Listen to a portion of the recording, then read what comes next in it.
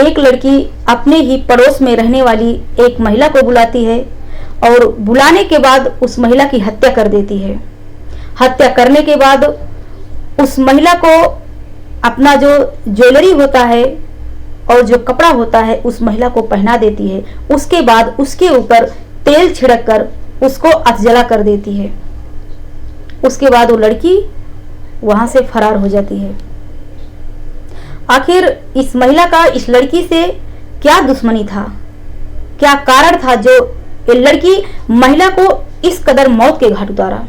तो आइए इस पूरी वारदात को सही क्रम से जानते हैं कि मामला क्या था। नमस्कार, मैं अंजू पांडे आप सभी का स्वागत करती हूं। आज मैं फिर से एक सच्ची घटना के साथ आपके समक्ष उपस्थित हुई हूं। आज की जो कहानी है यह वाकई में बहुत ही दिल दहला देने वाली कहानी है। लेकिन कहानी शुरू करने से पहले आप हमारे चैनल को लाइक कीजिए, सब्सक्राइब कीजिए, बेल आइकन दबाइए ताकि जो भी वीडियो मैं अपलोड करूं आप तक पहुंच सके, आप लोग पूरी जानकारी ले सकें। तो आइए इस कहानी को स्टार्ट करते हैं। आज की जो कहानी है यह है करनाल के एक गांव की। गांव का नाम होता है हरसिंहपुर और इसका थाना लगता है घरौदा। यहीं की रहने वाली एक रजवंती देवी होती हैं जिसकी उम्र होती है 55 साल। और वो जो रजवंती देवी होती हैं वो अचानक से अपने घर से गायब हो जाती हैं। जब अपने घर से अचानक से गायब हो जाती हैं तो परिवार वाले ढूंढना शुरू कर देते हैं, लेकिन रजवंती देवी का कहीं पता नहीं चलता है। तभी घर वाले जो होते हैं परेशान हो जाते हैं। वो घरौदा थाना जाते हैं, वहाँ रिपोर्ट लिखवाते हैं। तभी पुलिस जो होती है घर वालों से पूछताछ करती है कि क्या महिला की दिमागी हालत खराब थी या ठीक थी। घर वालों से पूछताछ ऐसे करते हैं तो घर वाले कहते हैं कि दिमागी हालत एकदम ठीक थी, सब कुछ ठीक ठाक था, लेकिन अचानक से कहाँ गायब हो गई कुछ पता ही नहीं चल रहा है। तभी पुलिस जो है रिपोर्ट दर्ज करती है और उस महिला को ढूंढना शुरू कर देती है। लेकिन इत्तेफाक से जिस दिन ये रजवंती देवी गायब हुई थी उसी दिन उन्हीं के पड़ोस में एक लड़की की मौत हो जाती है जिसका नाम होता है अंतिमा। अंतिमा की उम्र 22 साल की होती है और ये वारदात तब होती है जब अंतिमा के घर वाले कहीं बाहर गए हुए होते हैं। जब घर वाले जो अंतिमा के परिवार वाले होते हैं जब वो अपने घर आते हैं तो देखते हैं कि अंतिमा जो है मरी पड़ी हुई है और बहुत बुरी तरह से झुलस गई है। तभी परिवार वाले ये सब दृश्य देखकर परेशान हो जाते हैं, हैरान हो जाते हैं और जो अंतिमा के माता पिता होते हैं, जो भी घर वाले होते हैं, सब रोना धोना शुरू कर देते हैं। और जो अंतिमा होती है इस ऐसी बुरी तरह से झुलसी हुई होती है कि जिसको घर वाले भी पहचान नहीं पा रहे थे क्योंकि उसका जो चेहरा था बहुत बुरी तरह से झुलस गया था, इसीलिए पहचान पाना मुश्किल था। लेकिन घर वाले उसी ज्वेलरी और कपड़े से अनुमान लगाकर उसकी पहचान की कि अंतिमा ही है। तभी वहां सब लोग जो गांव के मोहल्ले के लोग होते हैं सब इकट्ठा हो जाते हैं और सब सोच में पड़ जाते हैं कि आखिर एक ही गांव में और पड़ोस ही पड़ोस में आज ऐसी दो घटना घट गई। सब गांव वाले भी परेशान हो जाते हैं इस घटना को लेकर और उसमें से किसी व्यक्ति ने पुलिस को फोन कर देती है। पुलिस आ जाती है। जब पुलिस वहां पहुंचती है तो पुलिस जब देखती है कि लड़की की इस कदर मौत हुई है कि जिसको पहचान पाना बहुत मुश्किल था क्योंकि जो उसका चेहरा था एकदम झुलस गया था। तभी पुलिस हैरान हो जाती है। पुलिस जांच करना शुरू करती है तो घर वाले कहते हैं कि हमारी लड़की के साथ हादसा हुआ है, इसकी करंट लगने से मौत हो गई है। तभी पुलिस मान जाती है और पुलिस का जो शक था वो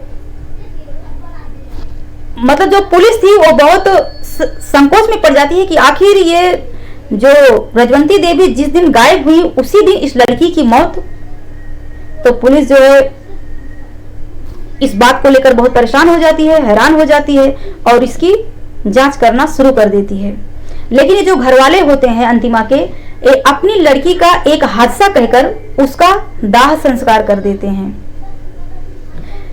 लेकिन पुलिस चुप नहीं बैठती है, वो दोनों मामलों को लेकर अपना जांच करना शुरू करती है और ये काफी दिन तक जारी रहता है। लगभग 4 महीने बीत जाता है, लेकिन रजवंती का कुछ पता नहीं चलता है और इस अंतिमा का भी मौत का कोई खुलासा नहीं हो पाता है। तभी एक दिन पुलिस सोचती है कि इस अंतिमा का सोशल मीडिया अकाउंट चेक करते हैं। जब पुलिस, क्योंकि पुलिस को पहले से ही शक था कि कुछ कारक तो जरूर है, तभी पुलिस इसका सोशल मीडिया, अंतिमा का सोशल मीडिया अकाउंट चेक करती है। तो उसका जो सोशल मीडिया अकाउंट होता है वो एक्टिव रहता है। पुलिस चौंक जाती है और परेशान भी हो जाती है। वो सोचने लगती है कि आखिर जो अंतिमा 4 महीने पहले मर चुकी हुई थी, उसका ये जो सोशल मीडिया अकाउंट है एक्टिव कैसे है। और उसका जो मोबाइल का लोकेशन था वो शामली इलाके का बता रहा था, जो कि उत्तर प्रदेश में है। तभी पुलिस इन सब बातों को लेकर बहुत परेशान हो जाती है और अपनी टीम को तैयार करती है और वो शामली इलाके में पहुंचती है। जब शामली इलाके में पहुंचती है तो वहां से इस अंतिमा को गिरफ्तार कर लेती है, जो कि 4 महीने पहले मर चुकी हुई थी। और पुलिस ये भी सोच में पड़ जाती है कि आखिर जब 4 महीना पहले अंतिमा मर चुकी थी तो ये लाश किसकी थी जो जली हुई थी। तो जायज सी बात थी, वो लाश थी रजवंती की। पुलिस को ऐसा शक में आया कि वो हो ना हो वो रजवंती ही थी। तभी पुलिस शामली पहुंच जाती है और अंतिमा को गिरफ्तार कर लेती है। जब अंतिमा को गिरफ्तार करती है और थाने पर ले जाती है, उससे पूछताछ करती है, अंतिमा कुछ नहीं बोलती है। लेकिन पुलिस जब अपनी कड़ाई से उससे पूछताछ करती है तो अंतिमा कहने लगती है कि मेरा एक लड़के से फेसबुक के जरिए से अफेयर चल रहा था और मैं उससे शादी करना चाहती थी, मैं उसके साथ जीना चाहती थी और मैं अपनी जिंदगी खुशहाल से उसके साथ बिताना चाहती थी। मैं अपने घर वालों को जो है शादी करने के लिए उस लड़के से कहा तो उसके घर वाले ने मना कर दिया। तभी अंतिमा जो है एक दिन मौका पाकर, जब उसके घर वाले बाहर चले जाते हैं, तब वो एक दिन मौका पा करके उस रजवंती देवी को अपने घर पे बुलाती है और बुलाने के बाद उसको पानी देती है। पानी में नींद की गोली मिला देती है और जैसे ही रजवंती उस पानी को पीती है वैसे ही वो सो जाती है। और उसी समय ये जो अंतिमा होती है उस महिला रजवंती की गला घोंटकर हत्या कर देती है। हालांकि ये जो अंतिमा होती है इस प्लानिंग को पहले से ही बनाकर रखी थी। तभी जब रजवंती देवी की मौत हो जाती है तब वो क्या करती है, अपना जो ज्वेलरी होता है उसको पहना देती है और जो अपना कपड़ा होता है उसको पहना देती है और उसके ऊपर तेल छिड़क कर उसको पूरी तरह से झुलसा देती है, यानी कि जला देती है। और उसके चेहरे को इस कदर वो जला देती है कि उसकी पहचान ना हो सके, ताकि सबको लगे कि अंतिमा ही है। इस तरह से उस रजवंती देवी की वो हत्या कर देती है। उसके बाद वो सोचती है कि अगर मैं इसको इस कदर नहीं मारूंगी तो सब लोगों को पता चल जाएगा कि अंतिमा नहीं है ये। इसीलिए उसने उसके साथ ऐसी वारदात की, पहले उसका गला घोटा, उसके बाद में उसको जो है उसके ऊपर तेल छिड़का, तेल छिड़कने के बाद उसको बुरी तरह से झुलसा दिया और फिर अपना जो ज्वेलरी था, जो उसका गहना था, उसको पहना दिया और वो वहां से भाग जाती है। जब वो भाग जाती है तो भागकर वो शामली के रहने वाला जो लड़का होता है उससे शादी कर लेती है। शादी करने के बाद वो उसके साथ अपनी जिंदगी जी रही होती है और उसकी शादी को 4 महीने हो जाते हैं। तभी पुलिस वहां पहुंच जाती है और इसको अरेस्ट कर लेती है। तब जब ये सब बयान पुलिस जो है उस अंतिमा के मुंह से सुनती है तो परेशान हो जाती है। हालांकि ये जो रजवंती देवी थी, इनकी मौत का भी पर्दाफाश हो जाता है कि इसकी मौत अंतिमा ने ही की थी। तभी पुलिस इसको अपनी हिरासत में रखती है और फिर उसको अब कानून क्या सजा सुनाएगी ये तो कानून ही बताएगी।